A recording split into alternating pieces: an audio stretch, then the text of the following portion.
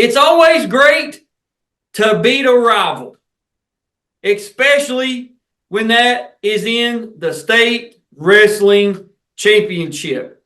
Our guest here today was able to beat a crosstown rival in the 1986 state championship, 138 pounds. Sir, if you would, tell us who you are. I'm Andy Lee from Christian County High School, graduated in 1986. And you are one of Christian County's 25 individual state champions as of this filming. This is April 22nd, 2024. And you guys have already saw your younger brother's 1987 and 1988 state championship review videos. Tom Lee got a lot of great information out of Tom there. But now it's time for Big Brother to give his side of the story. We asked Tom the question, so we're going to ask you the same one. What gets you into wrestling way back when? What's the spark that you're like, I got to do this? Well, I guess we were living in Pennsylvania, and my dad was trying to see what stuck with football and baseball, and put us into club wrestling, and actually fell in love with it when I first in second grade when I was there, and I remember going out on the wrestling mat in tennis shoes that still had mud on there, and I got in trouble the first time. I didn't know any better, you know. Yeah. And then, but we started in Pennsylvania, and then I think I was a 67-pound state champ or whatever there. So That's cool. That's yeah. awesome, man. Now, if memory serves me correctly, Tom said you guys went from, was it Pennsylvania to Arkansas? Is that correct? Yep. Yeah. Okay. Arkansas didn't have wrestling, so when Dad changed jobs, we went to Arkansas, and they didn't have wrestling, so we kind of took a hiatus, and then moved to Kentucky, and I remember it was the 8th grade. I transferred there, and my brother was in 6th, and we went out for wrestling. I was at 98 pounds then, and I remember I still hold this a little bit to the heart. Gary Bussell was a state champ that year when I was in 8th grade, and I had beat him in the wrestle off, but he was a senior or a junior, and Coach Parent said, no, we're not going to take, and he went and ended up winning the state. I was like, oh man, I was an 8th grader. I was kind of hurt then. Yeah. What are the odds, right? What are the odds? Yeah. What are the odds? Now, you talked about Christian County there a little bit.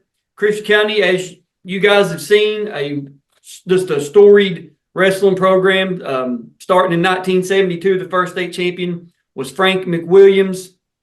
And as of this filming, the latest state champion was in 2022 he's on the channel, AJ Harvey, heavyweight, and all the way in between, there's been 25 state champions as a team in 1988, 3 team state runner-ups, 1986, 1987, and then 2020. Of course, you account for one of the 25. I guess the Lee family accounts for 3.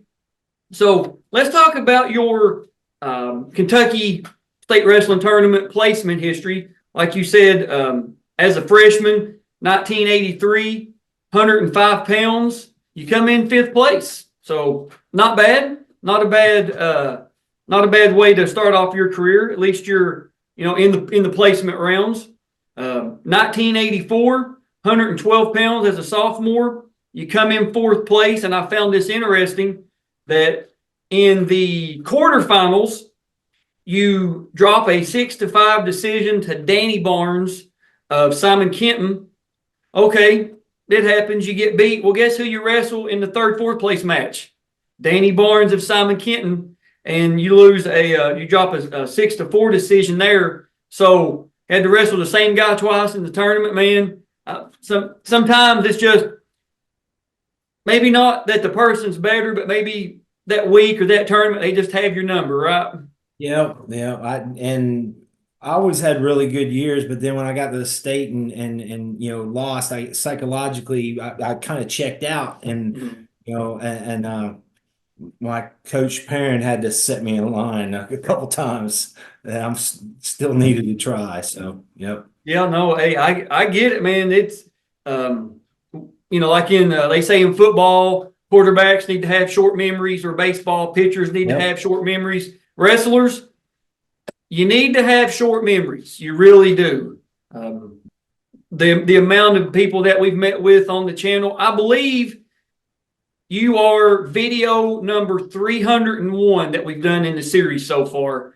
And of the 301 videos that we've done, review videos, people we've met with, at some point, just about everybody, there's only one, depends on who you listen to, but there's only, we know of, one for sure undefeated wrestler in Kentucky history that we've met with, and that's Austin Myers of Campbell County.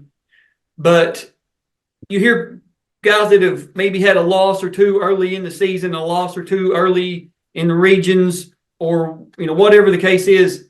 They're like, that was the best thing ever happened to me. It made me refocus. It made me hone in. Hey, Superman can bleed. Hey, maybe I'm not as good as I think I am, and I just can't go here and coast and live off my record. I got to go out and prove it every 6 minutes, or if it comes a little bit shorter. So wrestlers, the younger wrestlers, your underclassmen, middle school, elementary school, learn to have a short memory when it comes to wins and losses. Yes, we want to win every match. That's why we wrestle.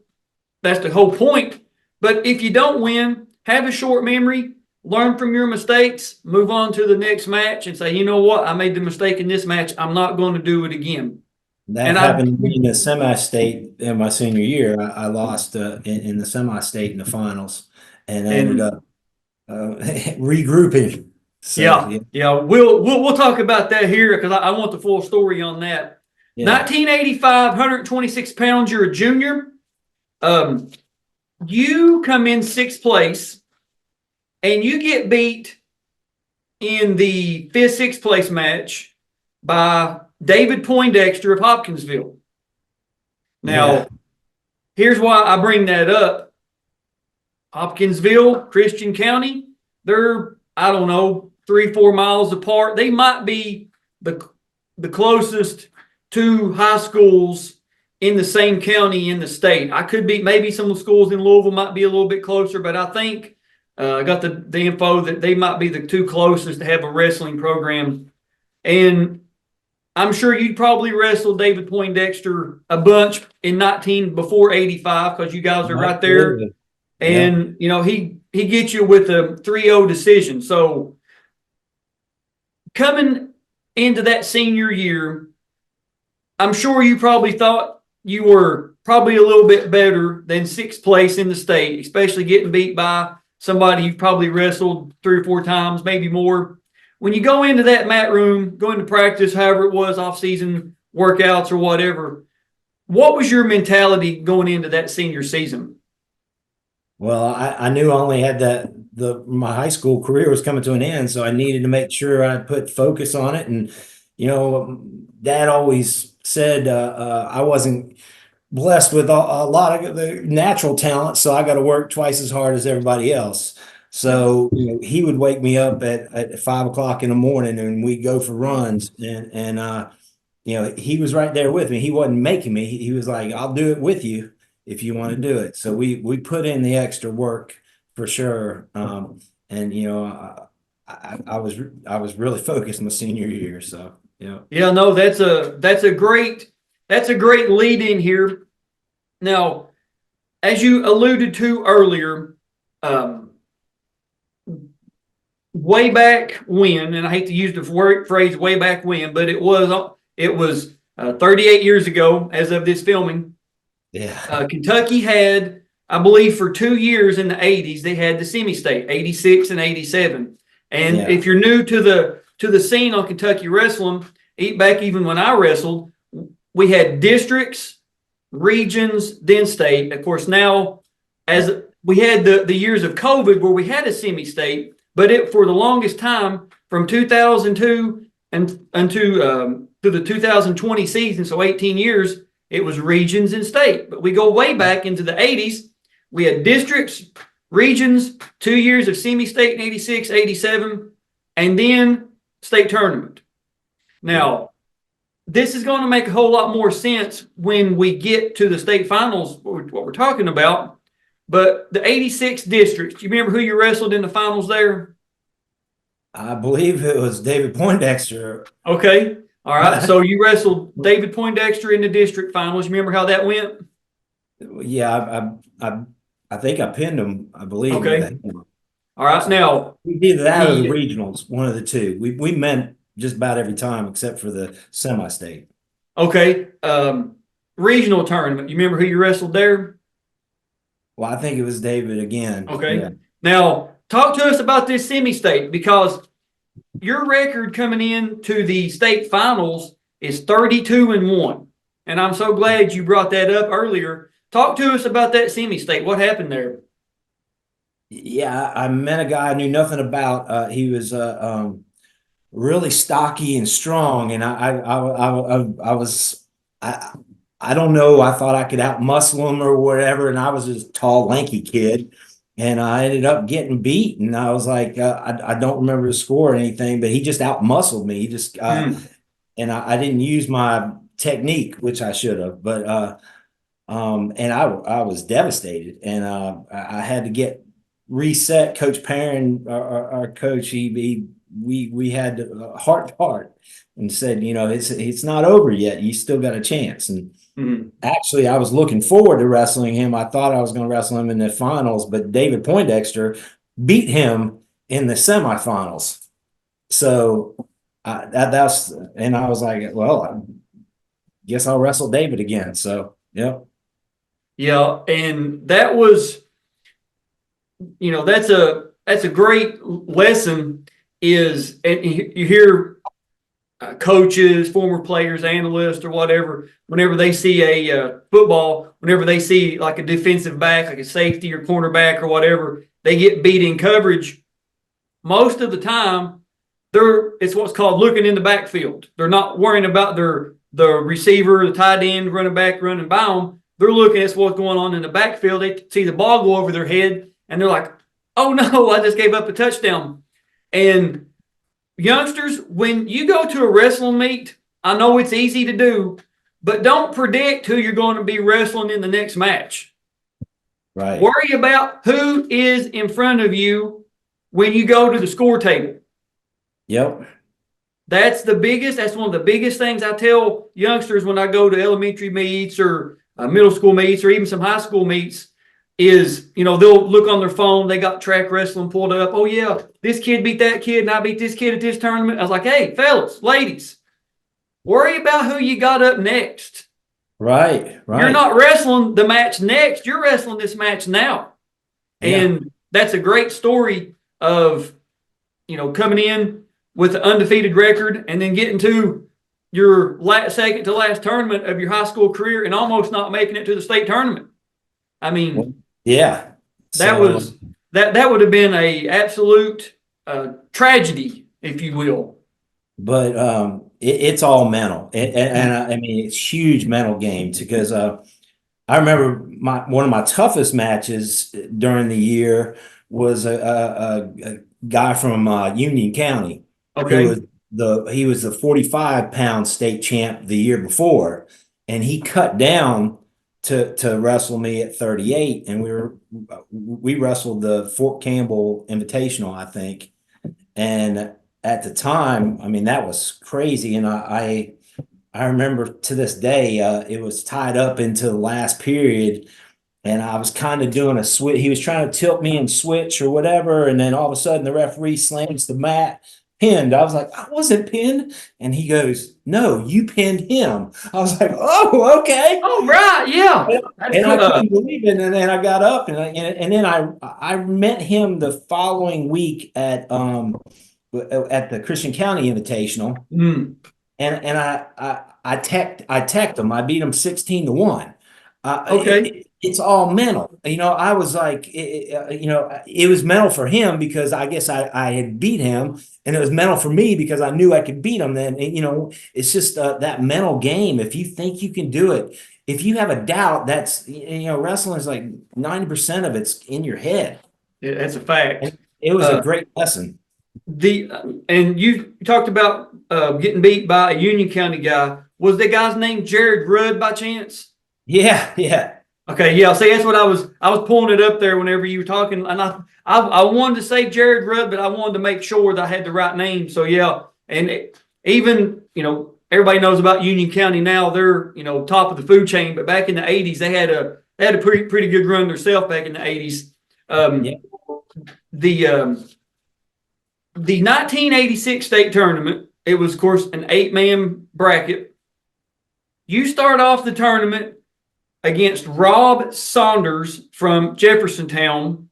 It doesn't have the time, but you win that by a fault. You remember anything about that match? I don't. I Okay, no, apologize. that's fine.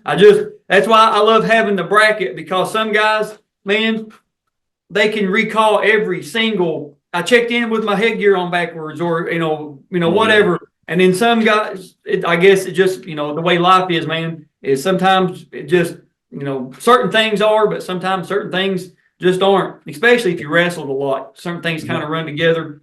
Yeah. The semifinals, you're wrestling David Ray from Henry Clay, I believe that is, out of Yeah. Lexington. You win. David goes. Of course, you win. David goes on to get third place, but you win a very close 6-5 decision. You remember anything about that match? Yeah, I remember the last second I was down.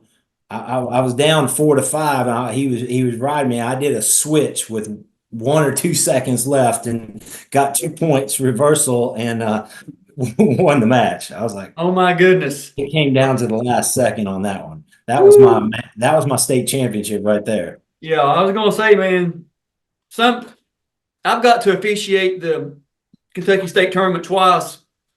2020, I done the boys, and then this past season, 2024, I got to do the girls state tournament, the first one Kentucky had. And a lot of the senior officials, that's been there a lot longer than me. Now I guess I'm kind of one of the more senior guys, but the first time I got to do it, they come up to me before the quarters and the semis both. They were like, these will be the best matches you have all tournament. And buddy, I had some banger quarters and I had a couple really good semifinals. But man, as they say, they some wrestling going on in the semifinals. I Yep. mean, Yep. they Yep. some blood, they some black eyes, they some injury time, they some testosterone let loose in the semifinals. And it sounds like right there, man, the 6-5 was Yep. It was I guess all those years of drilling a switch worked for you, right? absolutely. Yeah. Yep. And that's the way I guess it should be, man. You practice Yep. something, it's there when you need it. You know what I mean? Yep. Yep. Yep.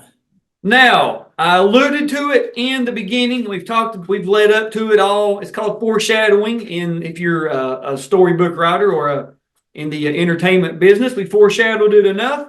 You get to the finals, and guess who you're wrestling? David Point. David Poindexter from Hopkinsville. Yeah. Now, you said you wrestled him in the districts and the regions, and had a little bit of a misstep. And my brother always wrestled his brother. Yep, So, John. Yep. yeah. So that was, of course, John. His review videos on the channel. John is a 2-time state runner-up. He was a member of Hopkinsville's 2 state championship teams. But you are finally in the state finals. You had a misstep the week before, and it sounds like you and Coach Perrin, or you and your brother, whoever your practice partner was, you got in the mat room, drilled it. You and your dad, whoever it may have been, and you've got as what was it? New Kids on the Block said, you got the right stuff, and you're in the finals. So when you win that match by last second victory, you get that switch. You come off the mat knowing you're going into the finals, knowing that you're wrestling David Poindexter. What's going through your head? Well, I was pretty confident I was going to win because I beat him a couple times. I was like not overconfident, but I think Right.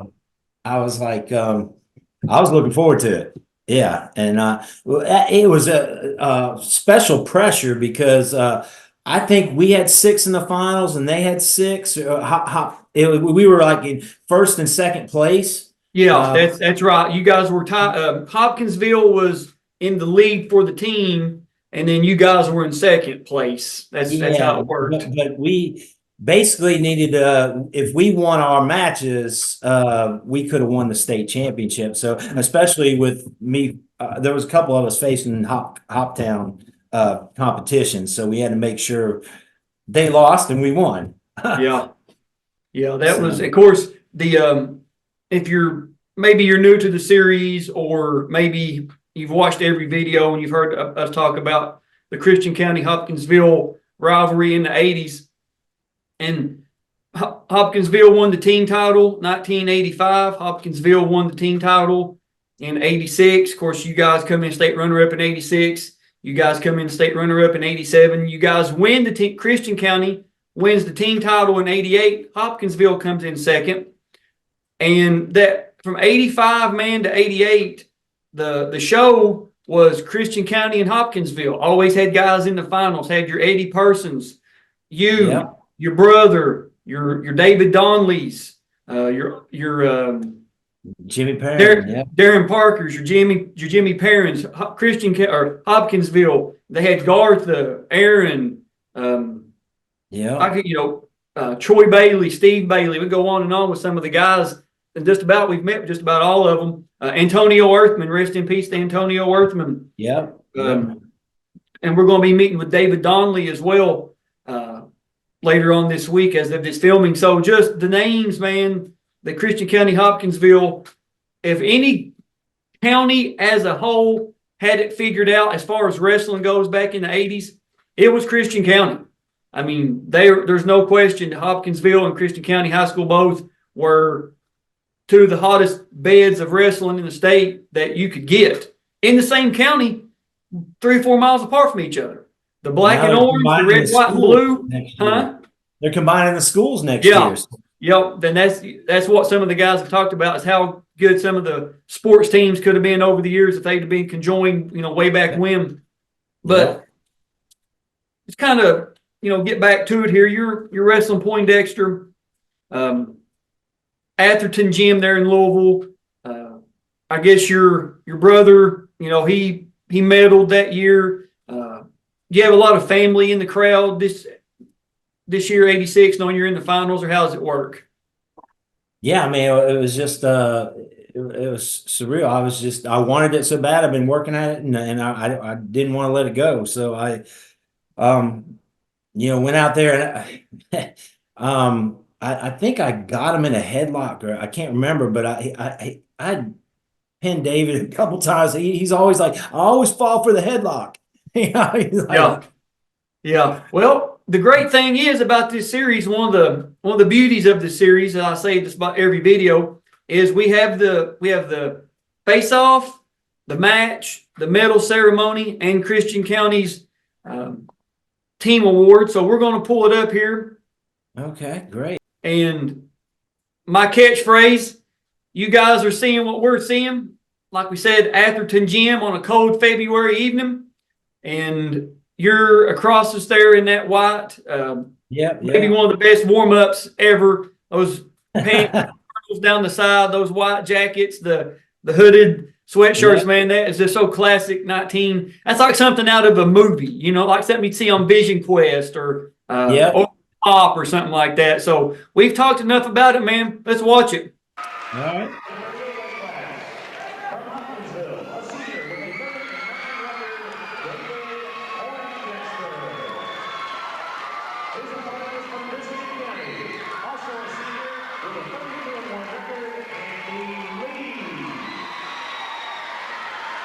There you go. Oh, man. Here we go. Here we go. And of course, you're in the red singlet there. Yep.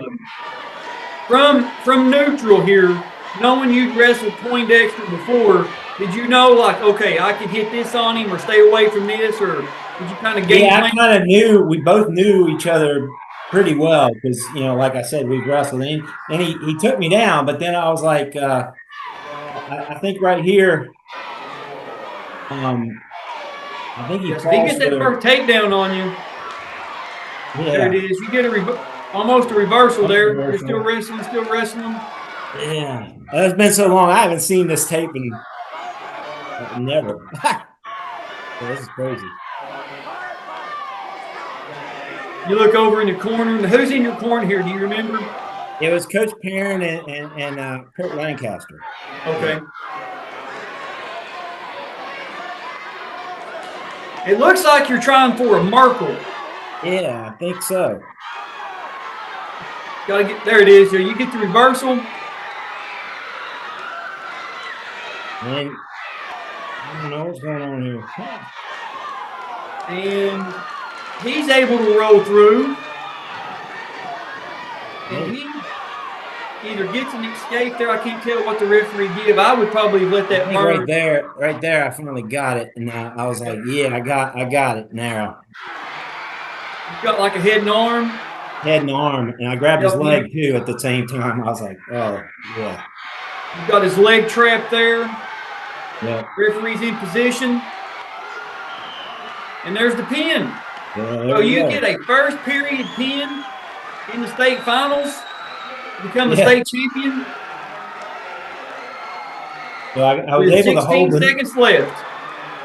Yeah. Coach Perrin said you will never be able to hold that number 1 sign up until you win it. And I finally got to hold the number 1 sign up. So and that's got to be a great feeling. That was emotional, yeah. That's skinny me.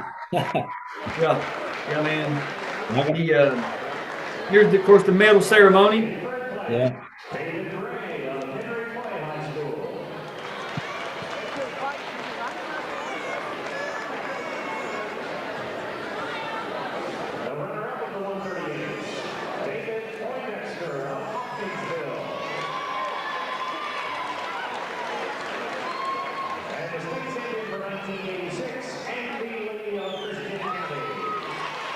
There you come in, get your bracket, get your medal.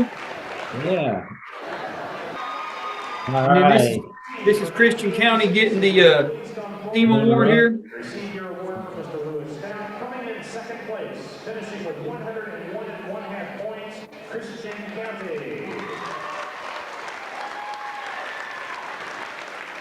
I think we just barely got beat for the state. I can't remember.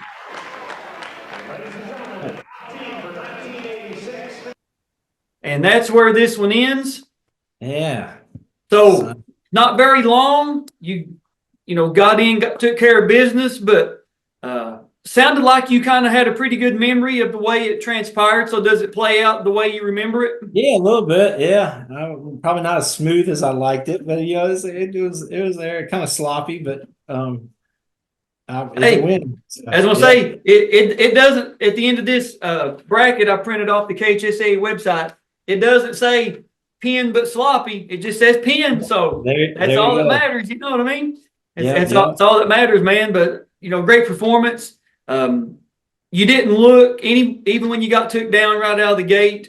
You didn't look like you got rattled. Looked like you had experience out there, and you were able to do what you do, wrestle, as they say, wrestle your match, and ended up with a first round pin, man.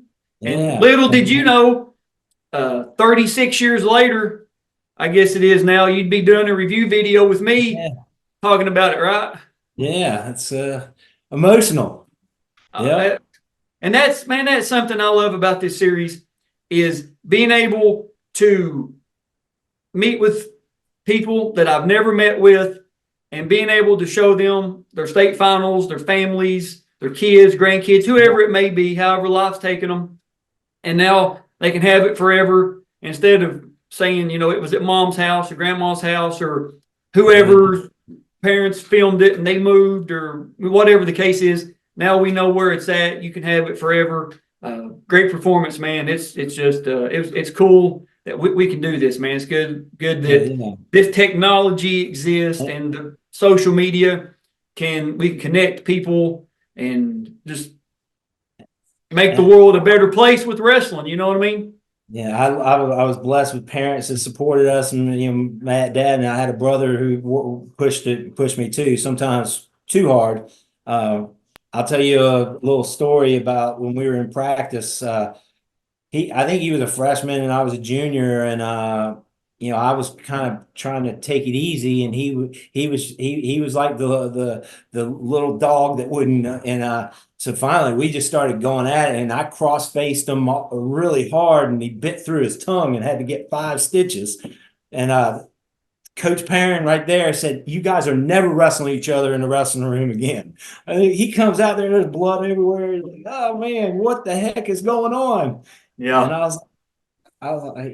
it was we got intense. But he pushed me, I pushed him. So yeah, Yeah. and then Man, the stories that we've got on camera and off camera of brothers. Some teams, have 3 or 4 sets of brothers on them, or they'll have like 3 brothers from the same family, and it's something like you said. Every day from practice, one of them's coming home, black eye, busted nose, missing a oh, tooth, and they'll do it in practice, and they'll say like, "Don't tell mom, don't tell dad." They get together, yeah, they make stories up, and he fell, and or he, yeah, we've done this in gym class or whatever. It's always don't tell mom, don't tell whoever, so you don't get in trouble. And yeah, that's the way it goes. And there was a coach. He didn't say it on camera, but he very very well respected coach, and he said that he could always tell when his team was ready for postseason is by the number of fist fights that happened in practice. yeah, The yeah, more the more fist fights we had in practice, the more I knew they were focused in and they were ready to go out and win a state championship. And he knows a thing or two, this coach does, about winning state championships. Now, of course, Christian County, you guys should know this, but pretty far in the western part of the state, close to the Mississippi River. And I see behind you, it looks like a orange and white Clemson Tiger paw print with looks like Death Valley above it. So, do you know anything about Clemson? oh, absolutely, yeah. I went and wrestled for Clemson for 5 years. Okay. The funny story is I got recruited there for 134 pounds. Uh, Because wrestling 138. Um, Between my summer, I grew 5 inches and gained 50 pounds. So I oh came my. showing up at Clemson at 170, 177, 180. And I'm like, Coach, I can't make 134. Yeah, like, Yeah. oh my gosh. So I also when I graduated when I was 16, so I just had that growth spurt. Mm. And ended up wrestling at 177 in college, and which kind of helped me because being a smaller wrestler, you learn technique and everything. And then when I bulked up and had um, had the size and the strength along with the technique, it really helped me. My career at Clemson wasn't as great because I got hurt. I broke my ankle my freshman year. My next year I broke my doing a, a, a takedown in the matted walls. I broke all the fingers in my finger. My fingers came back, and then my senior year I went and had a dislocated elbow. So I was kind of injury prone a little Yeah. bit in college. Yeah. And But yeah, I was there all 5 years, wrestled 5 years, and now, was Clemson in the ACC then? Is that yes, correct? we won the ACC my senior year, and we got third in nationals. Sam Henson was on the team. Sam's Okay. Olympic champion. We had couple All-Americans Well, year. So yeah, so, and and of then course, 2 years we later they dropped the program. yeah, I was gonna say it didn't stick around very long after you left. I kind of done a little research on it. It was what 92 they dropped it. Is that right? Or yeah, something like yeah, 92, 92, 93, I believe, yeah, something like that. something They like dropped that. for Um, Title IX. yeah, that's what happened to University of Kentucky's program as well. Yeah. Man, University, of course, you guys have saw Coach Garrett Headley's video from Henry Clay. He wrestled at Kentucky. Had Joe Carr, Fletcher Carr, and the Carr brothers been able to have about 3 or 4 more years of building Kentucky's wrestling program, University of Kentucky's wrestling program would have been one of the best in the nation. There is no doubt in my thought process. People don't understand just how good that program was in the mid 70s, late 70s, up until they canceled it in, I believe it was 81 because of Title IX. Yeah. Phenomenal. And we're not saying anything about Title IX at all. We don't want to Right. say that. But man, it would have been nice to see Kentucky kept their wrestling program. It really would have. And your brother Tom talked about he wrestled at NC State. Was there ever any North Carolina, South Carolina rivalry going on there? Oh yeah, it was crazy because my brother wrestled the weight class that my roommate in college was wrestling. They didn't recruit my brother because they had recruited the roommate that I was there. But every time NC State wrestled Clemson, when my brother wrestled my roommate, he beat my roommate. Oh, really? Yeah. So, I mean, and secretly, I'm kind of cheering for my brother, but Oh yeah, absolutely. I get it, 100%, man. And that's cool that both you guys got to, you and your brother both got to win state championships. Christian County go on to wrestle Division One. Clemson and NC State, man, just a great addition to Kentucky wrestling, great addition to the channel. And that's something about this series that I love, man, is just bringing out the stories that should have been told years ago, should have been celebrated years ago, should have been.